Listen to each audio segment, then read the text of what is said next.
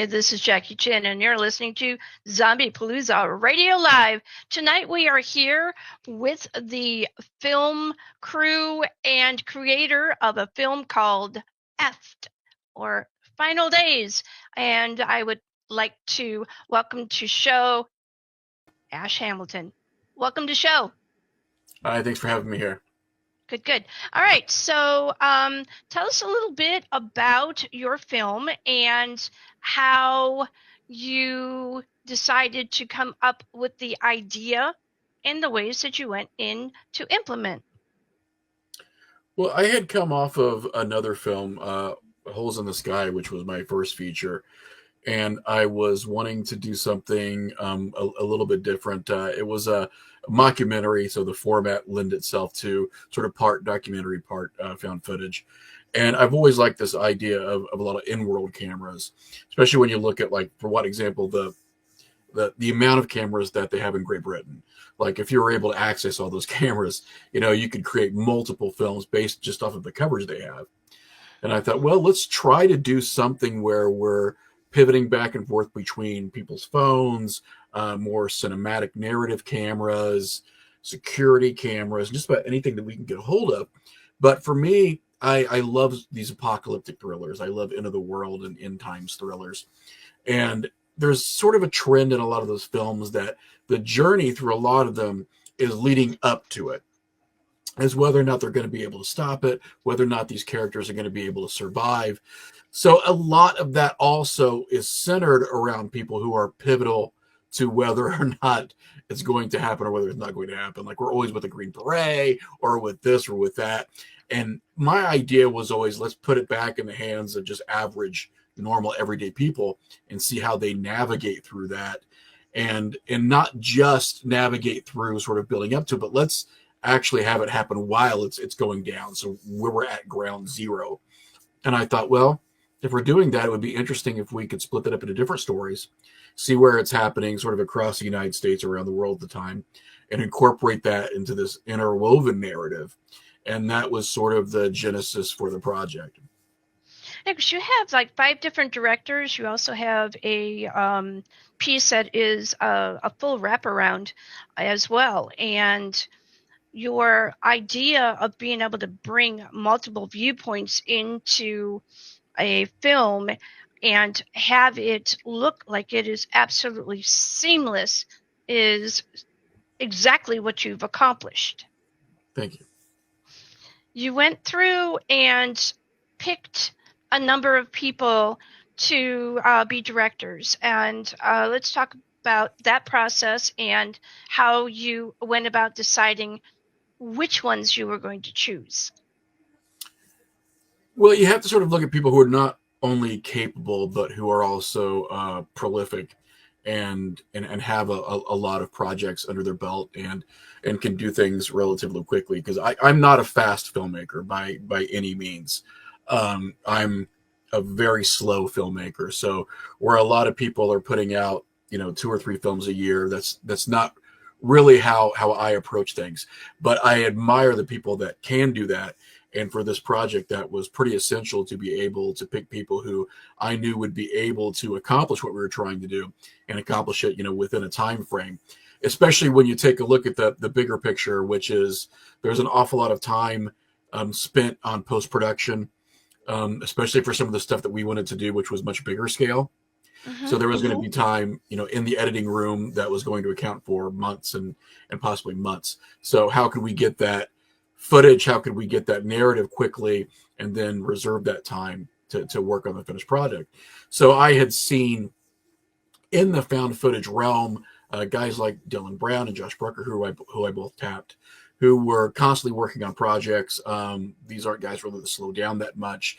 They've constantly got something on slate. And not only are they capable filmmakers, but like I said, they're prolific in the amount that they do.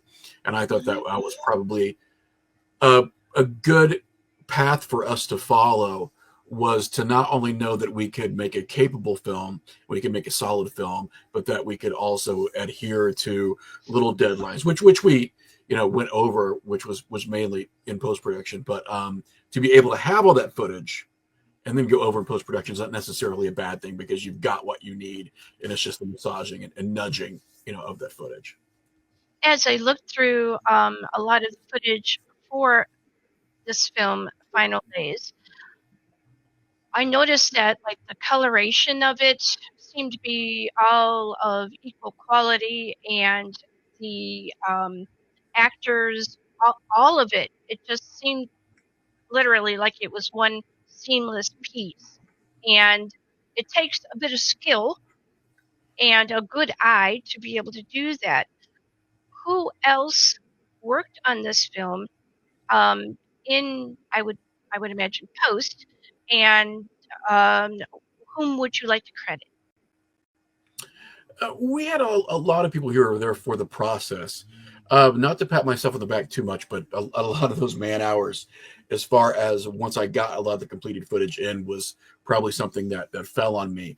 But I did have a lot of people that were here not only for moral support, but were also here, just as a litmus test to say, how does this look? Am I approaching this the right way? Stephen Taylor, who was a producer and one of the writers on my segment, was instrumental to that. My wife Chanel was also instrumental to that. Some of the other directors, Ben Harrell, for example, because he's local and he's someone that could, come to the studio and see what was happening at the time that it was happening. So there were a lot of people that I was able to use as a sounding board, thankfully, because, when you've got your own footage and then you've got, footage from other people, which came to me relatively finished. So it's a matter though of what order are these things going in. How do we do the wraparound in such a way that each segment is complemented and then complements the overarching story. So there's some trial and error there, but I use the term like happy accident a lot. And in this situation, that was sort of what it was a bit of a happy accident that it came together the way that it did, in the time frame that it did. Would you like to show the trailer? Always. All right.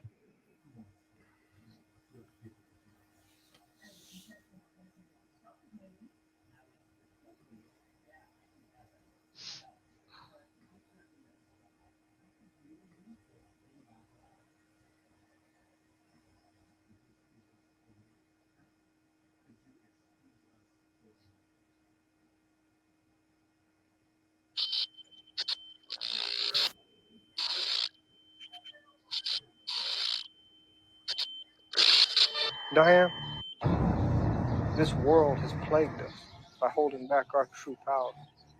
Death will have no hold. However, when that door does open, we will be imbued with celestial power.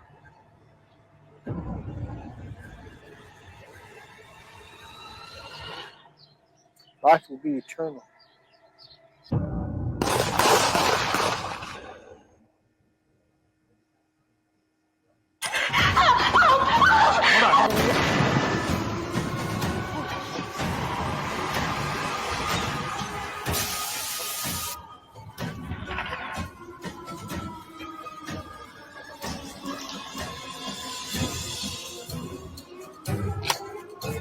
Bring a knife with you. This is the ultimate tool. I'm not going to be going long. I'm not going to make it till the morning.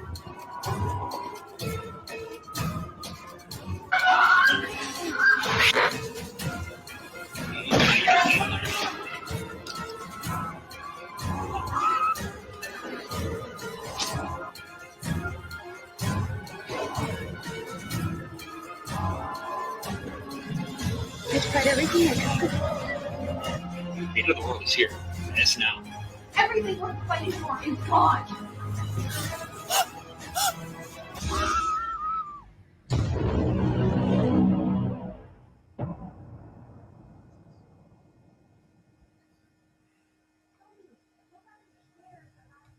Ah. All right. Let's get the share screen off. Or where?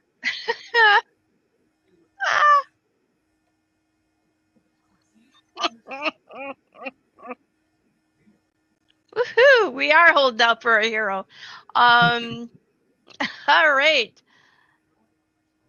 How many views has your trailer received so far? It's on a few different YouTube channels. I mean, like that one I think was Britflix, but on our Horrorfix YouTube channel, which was where we premiered the trailer, and probably the one that we've shared the most. When I checked today, we were passing 65,000 views. Yes. That's so freaking cool. I want to give a shout out for your page, so I'm going to throw this up. I'm going to try to throw this up. There it is. All right. That's a lot of really, really cool stuff going on. Give a little bit of conversation about your page, Horrorfix. Well, at this point, we've been up for coming up like, oh, geez, maybe almost 14 years. So we've got 14 cataloged years of news and reviews and interviews and exclusives and everything. I mean, we've been there for quite a while, and we do pride ourselves as being still truly independent. A lot of the bigger sites have changed hands and have fallen into the hands of bigger studios, and I'll just say like studios that have their own agendas and promote their own stuff. So, for us, it truly is a love of the genre because everything that we do is truly from an independent angle. All right. Thank you so much. I'm going to give you a little bit of a rest, and we are going to go next to Thomas. Welcome in. Hello there. I'm so excited to have you here. All right. So, for those of us who do not know who you are or what your background was before you came to this film, give us a little bit of that, and then we're going to talk about your part. Oh boy, I am what we affectionately call here in Springfield, Illinois, a North Ender. Born and bred, raised. I will die one no matter where I live in the world. I am an artist by default, I guess, because I really have no other skills. I guess, and I met Chanel 14, 15 years ago, maybe, through the art program. She was hosting a third Thursday at one of the local venues here, and that's how I met her. I have a background in retail and restaurant stuff, so in those worlds, you are the product, especially restaurants. You are that yourself is what makes you the money. Yes. You serve good food and you treat people well. That's where everything comes from. I am a custodial for one of the local universities here in Springfield. I am also a student as well, doing art, ceramics, sculpting. That is my joy.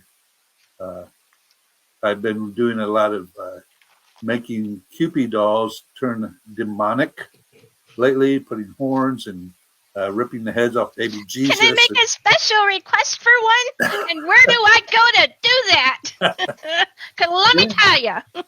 Sure. And then other than that, I just, when Holes in the Sky came around. Hey, that's a good flick. Yeah, it is. Very good flick. Very good. And she had reached out to me and wanted to know if I was interested in having a very bit part in their film. And I said, sure, heck yes, let's jump on that. And I had maybe 8 seconds of screen time then, but I loved it. I had a good time. Chanel and Ash are very, very good people. Met a lot of other good people through that situation. And then when final days came around, it was still effed back then. Name change came along. Had a little bit of a thing going on. I'm going to ask him about that later, but yeah. But then they called me and asked me if I would be willing to have some lines and have some more screen time. And I'm like, oh, hell yes. That sounds great. They were looking for an older gentleman who was kind of a curmudgeon jackass type. And I guess I fit that. And I've been stuff? I've been known to be kind of grouchy and grumpy, you know. Me too. I own it. I own it. And so I read for them and went down one Saturday morning, read for them, and got the part later on that afternoon and drove, I don't know, 45 minutes for 2 or 3 nights while they were filming around my scene in the newsroom, and just had a really good time with it. Got to meet some great people, and I'm hoping to look forward to doing some more of this stuff. Dude, you got like almost 8 minutes of screen time. What was that like for you to actually have more, a little bit more than just a bit part? Uh, even if it, even the very first film, the bit part where I was 8 seconds to 8 minutes, the next film, Ash and Chanel and everyone treated me so well, so kind, took care of me, guided me. I didn't know Kayla Kelly. She's an award-winning film actress. Ash and his buddies are award-winning film directors and producers and all that good stuff. And it was just a joy. I had a good time. I learned some things about where to stand, where to look, how to present myself, listen to more direction, in that environment. I listen to my wife a lot, so that's really good. I listen to the kids that are in my life. And so it was a new world for me, but I really enjoyed it. I had a great time. If I get stereotyped as the curmudgeon old man, I'm good with that. I'm an old man. I'm a dad. I'm a grandfather. I'm a great Should be grandfather. proud of that. Been Own around a all of little that, bit. Been right? around a little bit. So, yeah. I'm going to show a few photos. Okay. I'm going to show that. There you go. Look at you. Yeah. Little Talk a shorter little, hair there. talk a little bit about what's going on here. I think that might have been just like a screen grab because I really don't have an honest to goodness headshot. But that looks like a screen grab from the night there, and had a little shorter hair back then. It may be when I'm talking to the Kayla Kelly's character, Corinne, and confronting them there in the newsroom, and just having a conversation with them, trying to get to the bottom of some things. You look a little curmudgeonly. All right, so we're gonna go here next. You have a little accident with some wine? I did. Yeah.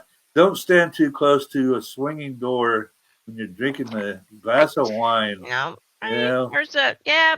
There you go. Yeah, but yeah, it was a tasty glass, that's for sure. This And, was too. I mean, yeah. It's amazing. I got none on my suit jacket. It all went straight to my shirt. I just, these things happen, and we don't question stuff. No. And besides, suits are expensive to clean. It is. I guess All that right. maybe it goes to the awesome control that the environment I was in. I think so too. And then we have another where you look like you're taking a little nap. Yeah, too many glasses of wine right It's there. just, after a while, and things get tiring and all of that. Yeah, that's for sure. Yeah, I think that was after the conversation. Had one too many glasses of wine. You see, there was some on the wall there. They went everywhere. And I do have a super ability that my superpower is nap anywhere, anytime. Yep, I can fully understand that. Thank you for your time. Right now, we're going to go over to Hunter. Thank you. Thank you. Hello, Hunter. How are you? Hey, how's it going? I'm doing pretty good. You know, you're doing a little something here. For those of us who do not know who you are or what it is you do that kind of connected you into this film, Final Days, give me a little of that.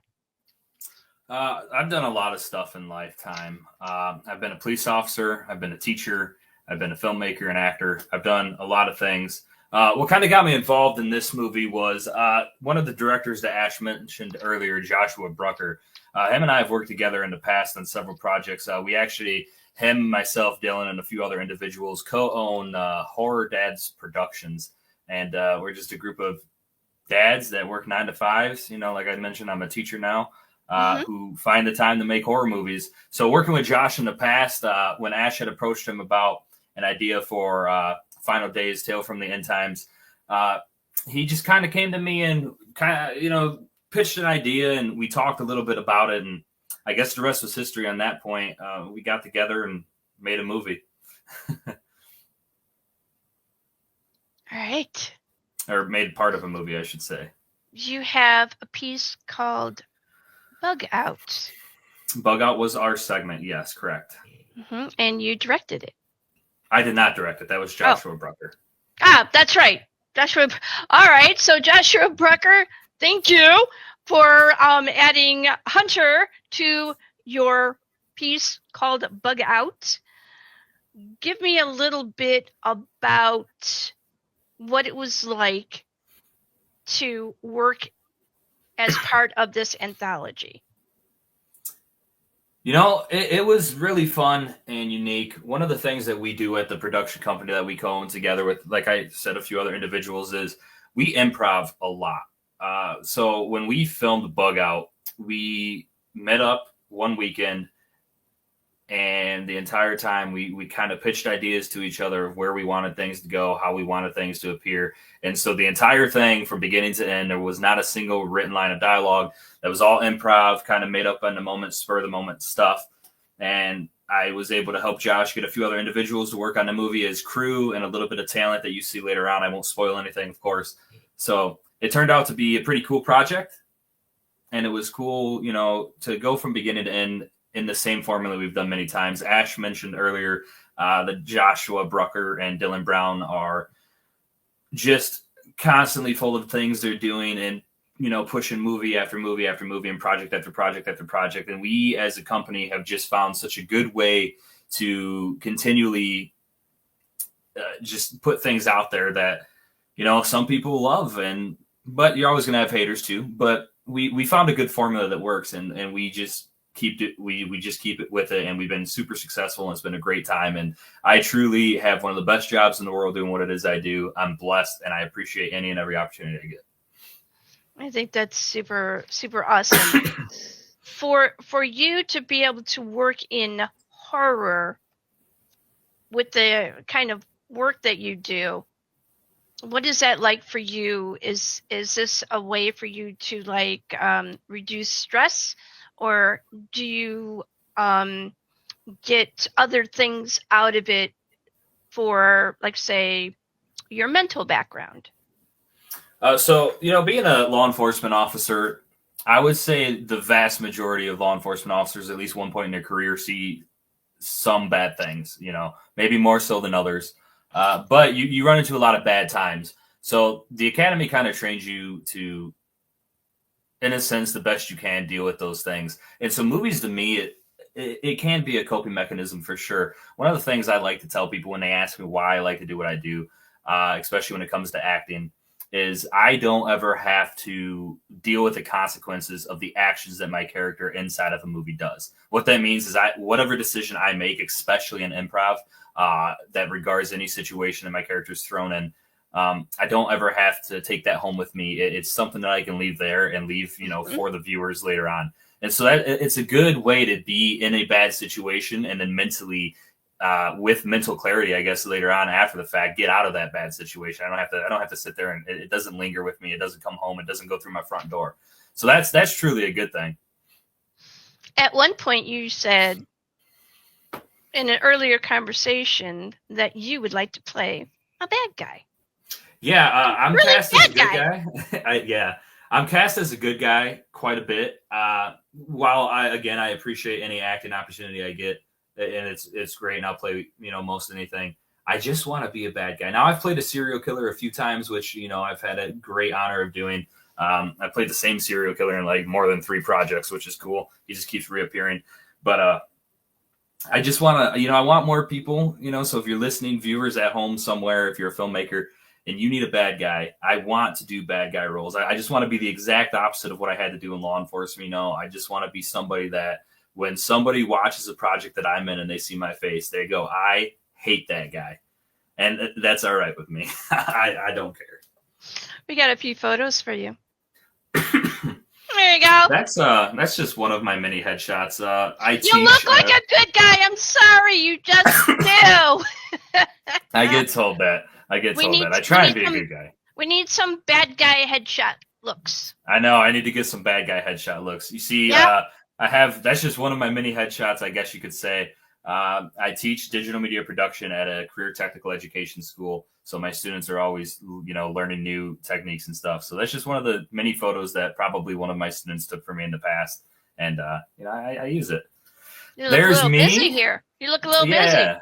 Yeah, so that's Joshua Brucker right there in that neon-ish yellow shirt, and that's just Hi, Josh. that's just one of the guys that we had do some voice work for us there on the left. His name's Cody, great kid. And we're probably in this particular instance, we're going over a scene where my character treks through some woods trying to get to a location. I did help Josh a lot with thinking of ideas on the spot and kind of things to do. So we had a good collaboration amongst both of us to kind of bring the vision to life here. There's me. That's probably one of the first scenes we did. I'm speaking to a couple of students that came out and wanted to learn what it was like. A lot of these guys were running crew, doing some things. It's in my basement right there, actually, where I'm located right now. Not the exact corner, but yeah, that's one of the first shots we did. I'm just explaining to crew members kind of the direction we're going here. Yeah. And now I just now, after watching that trailer a bazillion times, I just now recognized where I've seen that background before. So yeah. Yep. All right. So hey, thank you for giving us a little bit of insight into what it was like for you. And now we're going to go over to Chloe. Hey, girl. Hey. That's better. So, boy, you have a very interesting background, and you are able to bring that background up into the film world, and you've got a really cool backstory. So let's get into it. Well, hello. My name is Chloe Loren, and I play the role of Melody Arnold, the sister of Corinne Arnold in Ash's wraparound segment of Final Days. And this is my first film project ever, so it's awesome. But before that, I have done theater for about 9 years now. And that's kind of where I got my start, is on the stage. And it's something that I got to experiment with a lot of different characters, a lot of different roles. I loved the ones that were emotionally challenging. I love to really dig deep and explore that emotional side of people. But yeah, I kind of started on the stage, and I've always wanted to transition from stage to screen. So it's kind of awesome that I got to do that in this project. Yes. So give us a little bit of an idea of something that you learned in theater that you brought forward to this film for your experience that maybe helped you either have a better understanding or helped you relax. Well, I think the biggest thing I took away from theater to this project is working with characters. Stage and theater are very different. So I think that's the biggest takeaway that allowed me to be more comfortable, is taking what I've already done and what characters I've already explored with, and had that challenge of bringing to life and implementing how I brought this character to life. So yeah, it's kind of that's kind of where I found my love of acting and my love for theater and this kind of creative world. So I think that's what I kind of brought here to kind of bring that familiarity back and make myself more comfortable in this new setting. When you were on set and you had your first real couple of minutes of being in it and being filmed, what was that like for you after you got a break and were able to think about it a little bit? It was quite a culture shock. Like I said, theater and stage are very different. Doing theater for so long, it's very mechanical. It's very kind of strict almost. You know, you're 3 days a week for hours. You're doing the same things. You're blocking, you're learning lines. It's very, very, I say this line, you move here.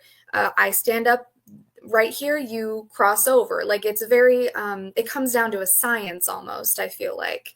And with film, it's very different because, it's more, a little bit more fluid. Yes, it's a lot more creative. It's a lot more on the fly, kind of, you block it right then and there, and then you film.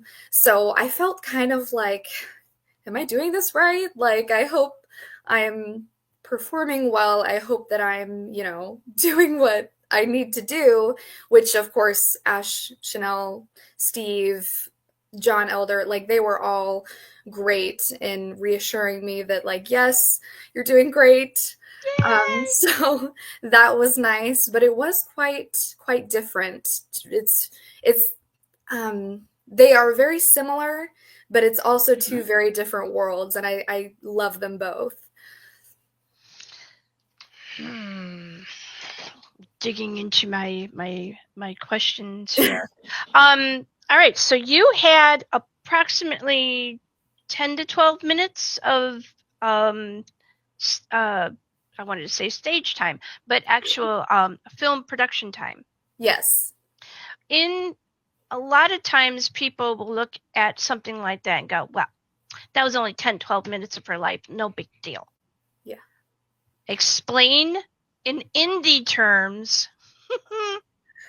and film terms what that really meant for you, that amount of time. I mean, how long was it, like, about, to be able to get that 10 to 12 minutes? Yes, people kind of, I feel like when they watch the film, they only see little segments of it. Whereas we were doing, I mean, that weekend, that big chunk that we filmed that weekend, they were like 14 or more hour days. You get there at like 6 or 7 in the morning and you're there until like 10, 11 at night. It's like really long days. So I think people kind of forget that, that's all that hard work of everybody kind of grinding out and having fun at the same time. And I think that's what people don't see, is how long it takes to really bring a vision to life and be happy with, what you're putting out. So you got some words on a script, and you're going over your lines. What was it like for you to be able to take those words, breathe life into that, so that it would come out as a fully absorbed human having a real experience? It's so fun to be able to be somebody else for a little bit. And I love kind of thinking to myself, if I were this person in this moment in time, and this was happening to me, and I have this line, how would I say that? How would I make this real so that people are like, oh my gosh, that's how I would be. Like, Right. yeah, you make it relatable for people. You kind of find where when we first see my character, she's kind of making a goodbye message for her sister, which was shown in the trailer. So it's very, very emotional. So you kind of have to find moments where you relate to that. You're like, when have I felt this desperate, this broken, this kind of helpless? And you channel that into what you're reading and what you're bringing to life. And that's why I love acting. I love diving into the emotional aspects of it and really making it something that people can be like, oh my gosh, like, I really feel that pain. I really feel Because that. a lot of the experience for people going to watch a film is, I mean, they don't probably consciously go in there and say, which character am I going to relate to? Yeah. But after they allow themselves to be able to pass into that level of belief that what they're seeing is a happening event, they eventually go and start gravitating towards characters, whether they hate that guy or they like that guy, Right. or they feel something off that screen. It is a Right. then fully immersive situation where they're watching an event that's happening, and there is something psychological that is going on within the audience that is starting to spark connection. Right. Let's see here. Did you miss the audience participation of stage while you were doing film? That's a really good question. I do think that has its charms in itself. It really does.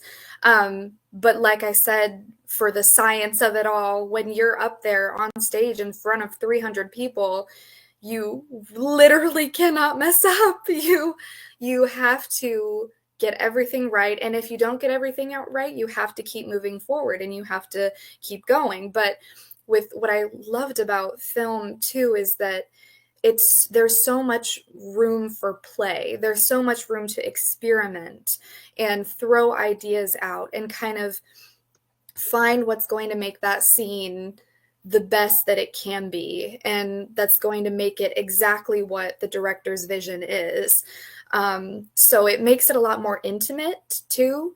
Being in front of 300 people, you're just, A little different experience. You got people that could be throwing tomatoes at you, or flowers, or yes, but then invitations.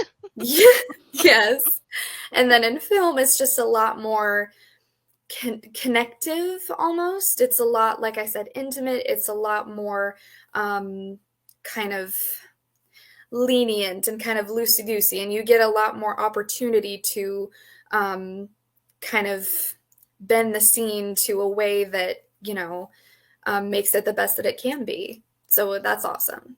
What did you take away from your character that you will bring forward into theater? Ooh. Well, what I would take away from my character, I think I would take away her resilience, her strength, the fact that she, lasted as long as she did, and kind of did the best that she could with the circumstances that she was in, and that emotional depth that I kind of went with her, I think I would definitely take to theater as well, in different characters and exploring more storylines. Awesome. Brilliant. All right, we're going to show some photos. There you go. I love that. I think that's just super freaking cool. I love that one as well. I took that specifically not only for myself, but for my mom, because I had never seen a slate before, a real one. And so I kind of, when no one was looking, I was just like, and that's one of my favorite pictures that I took. Because I was so excited. I was so elated just to even be there. It was awesome. There we go. Yes. The glamour shot. Very nice. This is very nice. And I like the coloring on you and all of this. Mm-hmm. All right, so we are going to go to your third photo. Oh, wait a minute. Nope, we're going to go here. Yes. You know, look a little intense. And the one in the middle is like, what the heck? And the other one's like, yeah, I think I did it, and I meant to do it, and I'm going to do it again. Yeah, we've got a lot of things going on there. But me and Kayla and Rodney, we took a lot of fun little behind the scenes pictures throughout our filming experience. And that was one of them. I love the look that you have on your face at this particular moment. It looks like you just went through an apocalyptic event beyond measure. Oh yeah, she looks very, very distant. She looks like she's seen some stuff. She looks like she needs a therapist who enjoys a challenge. That's what that looks like. Absolutely. I love all of that. I think that's super cool. I love this one too. This is great. Oh yeah. That was after we filmed some B-roll. And I had to get kind of covered in blood again to replicate the smatter that we did when we actually filmed. And afterwards I was like, okay, who wants a hug from Chloe? Yeah! All right, can you name off the people that are in the photo? Yeah, so on the bottom left, we have the beautiful Chanel there, bright and smiling for us. And then at the top left, we've got Ash. And then there's me next to him, all bloody. And then to the right of me, we've got James Chandler and Randy Rambeau. And in the back, we've got Steve Taylor. And then that gentleman, I cannot remember his name for the life of me. And please forgive me for that. But they are all wonderful. I'll bring up people. Ash, and he'll be able to tell us. All right, Ash, who is that guy? That is Bobby. Bobby, yes. Yes, that is Bobby. Bobby of Bobby and Gina fame. Yes. Husband and wife that we're good friends with, and Bobby is always there to help us out. Right. I love that. All right, let's see. Where are we at?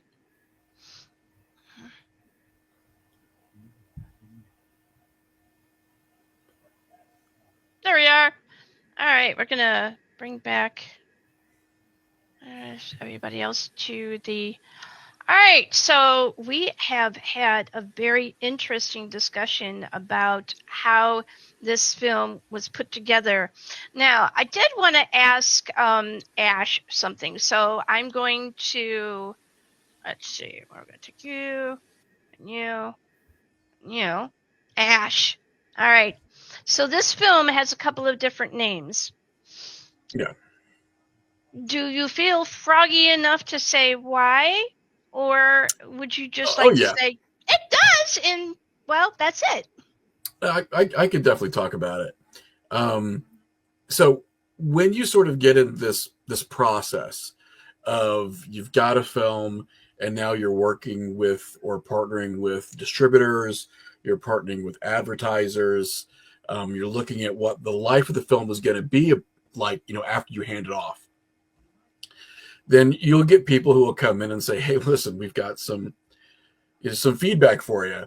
And it's difficult for some people, and it's been difficult for me in the past, to be able sometimes to take that constructive criticism and remove yourself from it. Like, you've got to be sort of objective.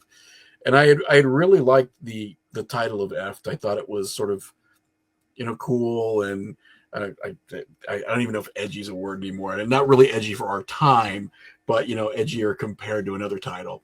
And I thought it was sort of exemplary of everything that we had in there. But the culture of film and the culture of streaming is constantly changing. The way it was 3 years ago is even vastly different to the way it is now.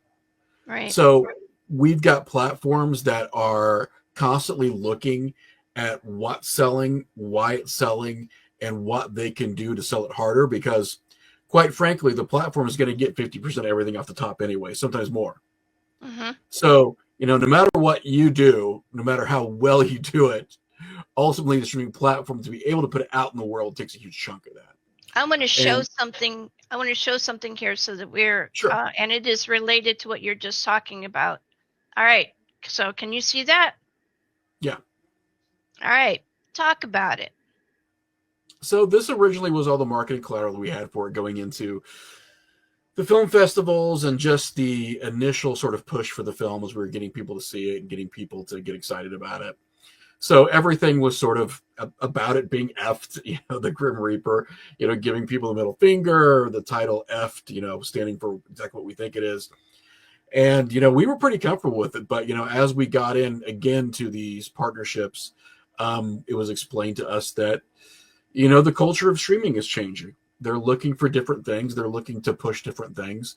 And right now, they're toning things down a little bit because they have such a huge back catalog of films they've acquired that they're exceptionally choosier than they used to be. So some films aren't even getting picked up when they got picked up easily. So, they came to me and they said, hey, listen, we know you're really taken with, all the marketing that you have for it. We know you're taken with the title of this and, some of the visuals behind it, but are you willing to try something different in hopes that we can reach a larger audience? And at the end of the day, the idea is that you want people to see the film. At the end of the day, you want people to see the performances of your actors. You want people to be able to, revel in what the other directors have made. So creatively, yeah, you have these things that you're really attached to, and subjectively you look at it, and that attachment sometimes is hard to get rid of or to move on from.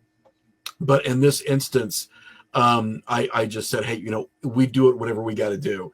If this is going to bring us a larger audience, if this is going to give us a little more clout with the platforms, if this is going to allow us to advertise to a larger audience, it's a little more inclusive, let's do it.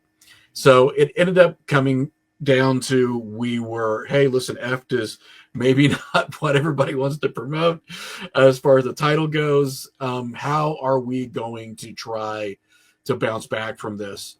And really, I got to say that it was Stephen Taylor, one of the writers. I was sort of spitballing with him, and I'm like, is there something that we can do that's going to still be EFT, but maybe we're sort of expanding upon that? So we were looking at, an F word and a D word and putting it together. And he was like, hey, how about Final Days? And I said, you know what? That's perfect. Let's roll with it. We can still use some of the F collateral because it's F and it's D. It's not a huge departure from it. Let's move in that direction. And that's the direction that we chose. I think everything that is a part of this particular film is pretty cool. And y'all had such interesting separate experiences, but blended together. It just worked really, really well. Anything else that you would like to add to any of your experiences, or would you have anything that you want to say to anybody else on the stage? If you do, then now is your time to do it. Yeah, I'll speak up if nobody else minds. And this is obviously a tale as old as time when it comes to indie filmmaking, and everyone sort of knows this, but I think it's worth reiterating, especially that this is a large chunk out of everybody's life. It's not just about showing up on set. It's about, showing up for podcasts. In our Thank you. experience, we had numerous festivals across the United States. Many people traveled 6, 7, 12 plus hours to be able to attend for us. That this is a collaborative effort, and it's fantastic when you see people who are able to put everything into one project, and then they understand that there's a turnaround to another project and that they'll be doing the same thing. It's, I think, testament to a passion for doing this. It's compulsory. It really is. I don't think any of us will be doing it because it's not necessarily easy. It's not necessarily forgiving. It's not necessarily congratulatory. A lot of this stuff is stuff that you're doing at 3 o'clock in the morning, sitting at your computer trying to It's get hard. the It best is. edit. Indie film is not something that you can just freaking, I don't know. It's a lot about this. It's a lot about promotions. It's a lot about awareness. It's a lot about advertising, and a lot of people can be very uncomfortable with doing that, but it's all part of getting the word out about this thing you made, especially if the production company and the people that are at the helm helping behind the scenes try to get this thing all together, especially if they're really, really good at what they do, and they actually do give a damn about the whole entire project, not just pieces, parts. Yeah, it's testament to this idea that everyone is doing this out of a place of deep love. It's not necessarily it's not because it's easy, because it's not. And it's not just because it's rewarding, because at the end of the day, a lot of times it's actually not rewarding. You do this thing where you put not only your time into it, but there's a lot of sweat equity. And then, you get to go on a forum where somebody goes, I haven't seen a piece of shit this hot since I took my dog to the park. And then you're like, thanks. Thanks for recognizing all my hard work and effort. Give a little conversation about what some of these people are saying about this film. Well, we have a lot of positive. Yes, you we've do. got a lot of critical acclaim. We've had a lot of people really like it. We, at this stage, I think that we came in at 36 awards on the film festival circuit in its entirety. That's crazy. Which is pretty crazy. We were opposite Maxine from Ty West at one festival. We were up for best feature where it played on a Friday. We played on a Saturday. And I'm sitting there going, really? Did you have two films that were submitted, ours and Maxine? Just joking. But you do take a step back and you understand that you did do something that obviously caught people's attention for it to be running up against films like that. I will say we did not win, but it was great to be there and know that you're in the same room with guys like Anthony Starr from The Boys, and Walt Goggins from Fallout. We're there, and it's a kind of a crazy thing to be able to be put into that same arena and to understand that you're up against $8 million movies, $10 million movies. Yes. And I think the budget of ours with every single segment, excluding some of the marketing and stuff, probably came in at around 30, 35. So that's extremely small. I mean, that is their own no budget. Micro budget's about 350,000. That's micro budget. Low budget extends into the low millions. So to be able to put yourself against something that is a very, at least in our genre, a very widely released film, even if you have a very small chance of competing against it, but being up against it with a $35,000 film is pretty incredible. So yeah, we have had a lot of acclaim, and we've had a lot of people really like it. But you're always going to get that guy that's going to come in And there's always going to be that 10% that says blah blah blah blah blah blah blah. And they're very witty and they're very loud, and you have to just take a step back and go, okay, and sometimes you got to kill them with kindness, and sometimes Never mind. rewarding to kill them with kindness, but it is the way it is. So I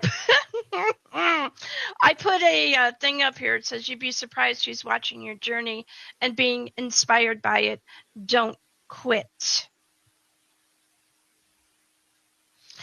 I would like to see what Thomas thinks about that. Oh my! Because he's so old. Yeah, thank you. God, Thomas. Thanks. Well, I am a vampire, so I'm a little older than Thomas, but yeah, you got. We're all on borrowed time here. I think a lot of folks that are in my world, in my circle, in my lifetime, gave up on me a long time ago.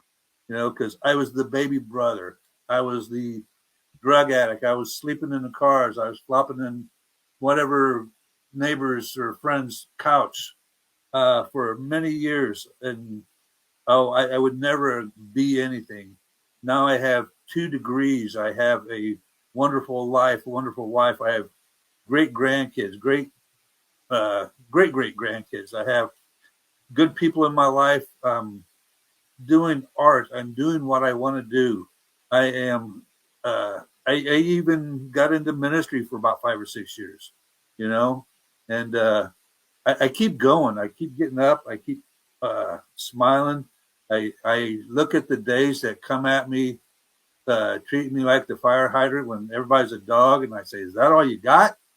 And then I meet people like Ash and Chanel, and they put me in a film, and it adds to the fun in life, and and it's just a joy to be a part of whatever this is, and I enjoy it.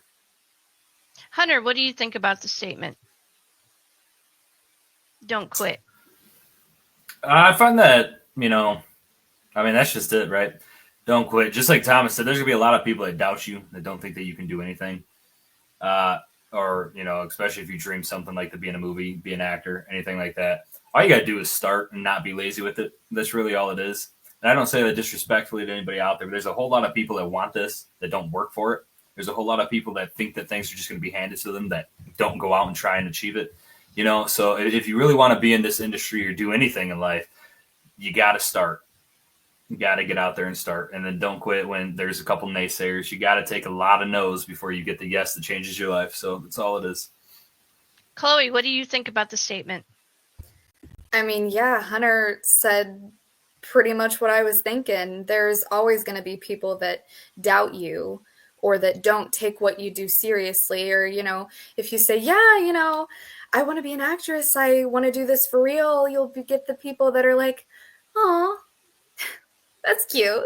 But that only makes me want to do it more and just prove it more. Like, you just wait. You just wait. Right? Keep talking. I'm gonna show you something one day.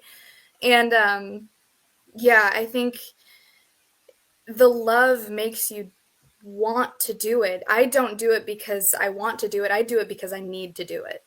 I don't think, like, I truly, and I've said this to people like my mom and things, I don't think I would be truly happy doing anything else, honestly. I love being surrounded by creatives, and I love to be in this world of, experimentation and fantasy and just all of these things. It makes me feel alive. So yeah, quitting is not an option because this is what I want. This is what I do. And besides, I need content. And if people don't like it, hey, that's, they can go. Yeah, like, have fun living a boring life. Right, all right, I got some BTS to show real quick. I've got 1, 2, 3, 4. I got 4 or 5 things. I'm going to go quickly. Hey, who's in the background, Ash? We've got a few people. My wife has helped sort of applying this squib that's going to on the back of Tom's back. We've got our effects artist, Phil Yeary, that's also up applying that. One of his assistants, Wayne Tuttle, who was there on the set. And then one of the writers and just a guy who lit his hand to a lot of things. You can barely see his head there, John Elder in the background. Hi. All right, here's the next one. So we've got my wife again, me again, and we've got Lee Hurt, who was our sound guy on the film. Lee is a Full Sail University student in sound, brought a lot to this film, a lot that we needed, and just worked his tail off. All right. Here you go. So we've got Tom again. We've got my wife in the background. She's in every shot. My wife's in every shot, basically. We've got Kayla Kelly. We've got Scotty G. We've got Zach back there, who was one of our extras as well. So this was filmed in the news center scene, which took a lot of redressing. This is also in the news center area here. So we've got Tom in the background. We've got Michelle, who is one of our producers back there in the background. And we've got Kayla again. And we've got Scotty G, our DP, sort of going through the motions here to see what we need for this shot. You have a amazing group of people here that have really, really had a great experience in making this film. And I want to thank every single one of you for making it on this evening. And, so what did you think about your first experience on Zombiepalooza Radio Live? We're going to go to Chloe. This was super fun. I've never done an interview before, so I hope I did okay. But this was great. I loved it. I think it was super fun to talk with you, Jackie, and hear everybody else's kind of words and experiences. And I think it was great. I loved it, and I would definitely do it again. Thank you. We're going to go to Thomas. Oh, it was a joy to do, joy to be a part of this. I have been interviewed for things before. I have been on TV, but not in this format at all. It's very cool. It's just to get to interact with people in this environment, and it's not a Zoom meeting where you have to be polite and whatever and watch what you say and that kind of stuff, But I do know. It's good to see friendly faces again that I haven't seen in a while. Thank you very much. Hunter. Wait, Tom just said something about being able to be free with your speech. You're telling me I could have used some foul language in this? You could have. You could. What I like to do here is I like to be able to give the creatives the ability to be able to be very guttural about their work, their experiences. I want people to know what it's really like. Like Chloe, you got up at some ridiculous hour and you got to a building at 6 a.m. just to see if you could get a yes. That is phenomenal. And those experiences and the long nights, the long days, the necessity of getting everything that might be new just on point and doing this for a film, all of that is a very guttural, visceral experience, often, especially when we're working with horror film. And yeah, you could have really went raw and said exactly what you thought. You missed your opportunity. Damn it! There we go. I'll get it out there. All right, Ash. We have had a number of weeks putting this production together. I have met some absolutely phenomenal people that weren't able to be here this evening. and they some of them have videos that they have taken that after we get all of this locked in the can, I can send to you. Hopefully you'll be able to add those to the interview portion. What do you think about what your people did for you?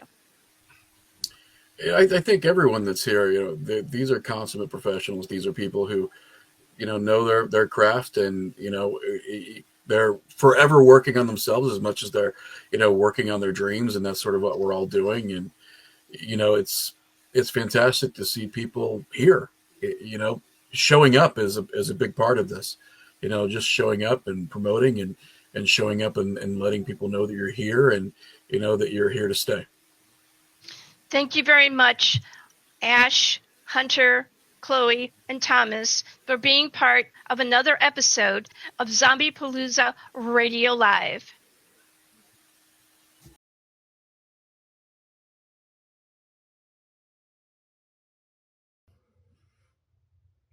Hi, everyone. My name is Sean Edmondson. Everyone knows me as Sean Ed. I am an actor on the recently released Final Days, Tales from the End Time. I play a character named Coach Miller, and where I get interviewed by Kayla, and I get to work with Kayla and Rodney, and that was really great. In kind of a comedic area where I am a coach of a Pee-wee soccer league that's got an upcoming season. Kayla interviews me, and then the interview has an interesting turn of events. I won't give anything away, but it kind of gives you a little bit of an appetizer for what's to come further on down the movie.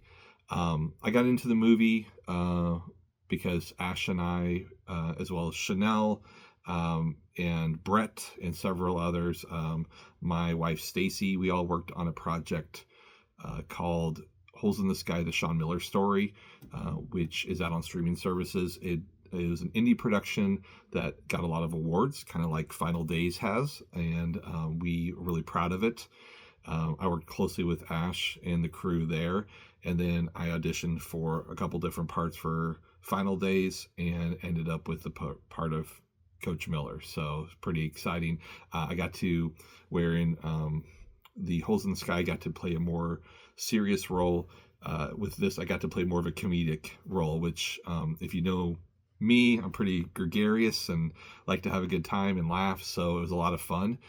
We had a lot of laughs on set that day. And I think that's what's great about this show is that there's a little something for everybody.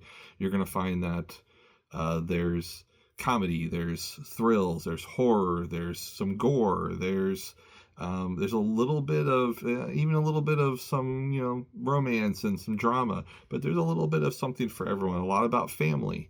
And I think that's what's kind of great about this show is that this, even though there's all these little kind of smaller projects, you have Ben Harl's, you've got Josh's, you've got all these other people that brought these great smaller chapters into this bigger story.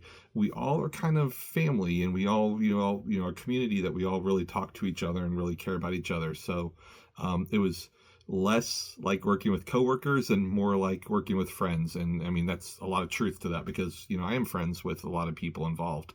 So I got to do all the acting part. And then my wife and I also worked doing some PA stuff behind the scenes, helping out her way more than I did. So that was really great to get to be involved in that. She even got to be on scene with Robert Lasardo and get to be there for that set. So pretty jealous of that. But it was a fantastic experience all around, and getting to see it for the first time and see it all those pieces brought together was really exciting. So I hope you like it. It's Final Days, Tales from the End Time. Look for Coach Miller and keep an eye out for those littles that are hanging out because, like I said, I'm not going to give anything away, but there's a little something there that's going to give you a little tidbit for what's going to come later. Okay? Peace.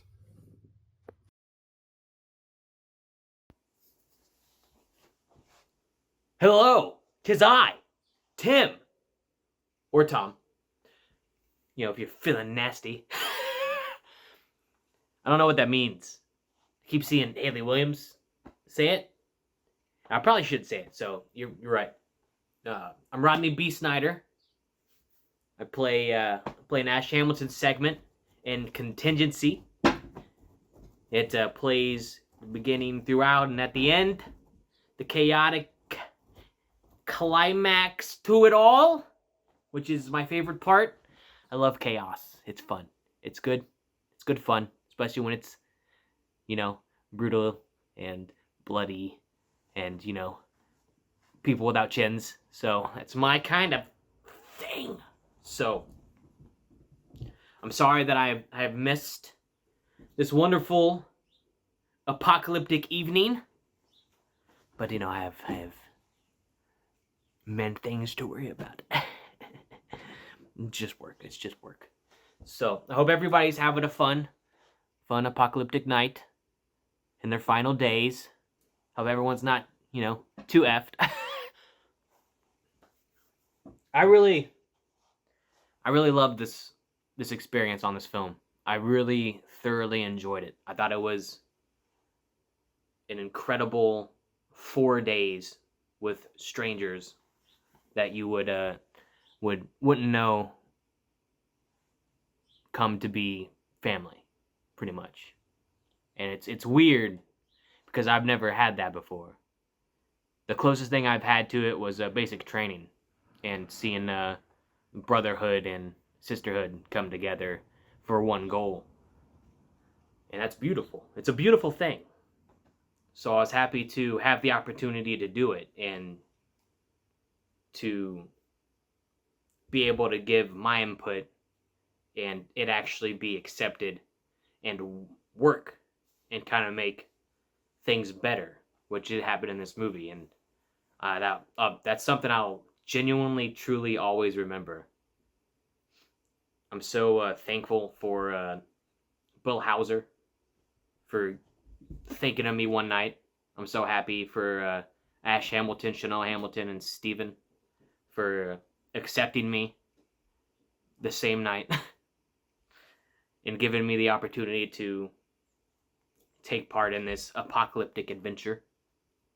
Because being a film fanatic since I was a kid and being inspired by movies throughout my young age, like I genuinely have I believe an enthusiastic feel for film. So I really thoroughly enjoy that. That's my Xbox. Don't worry about that. Ugh.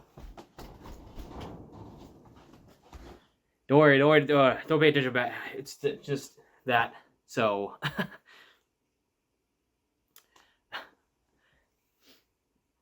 so to be able to be a part of a film is something I never thought I would have the opportunity to do. It was incredible. The fact that everybody involved came to the film ready and knowing what they were doing made the 4 days smooth. At least to me, it's what I felt like. And without the people who knew what they were doing and could work around the things that didn't work and make things better for them and see things that could be better and take what other people might think would work and to put it all together and make, contingency. It's insane. Even with the help for other short stories in here, it was an incredible thing to see because you don't see that a lot. So it's amazing to see people who actually care about what they do. I loved my co-stars. I loved working with Kayla Kelly. I loved working with Chloe Loren. They made me feel safe. They made me feel welcomed in a space where it was just me and two females. most of the time, and it was quite. I don't get that. You don't get that a lot, so it was kind of. It took me aback. So to be able to come in there and work with two individuals who love what they do as much as I did. Like, Kayla Kelly was a tremendous help for this film, I believe.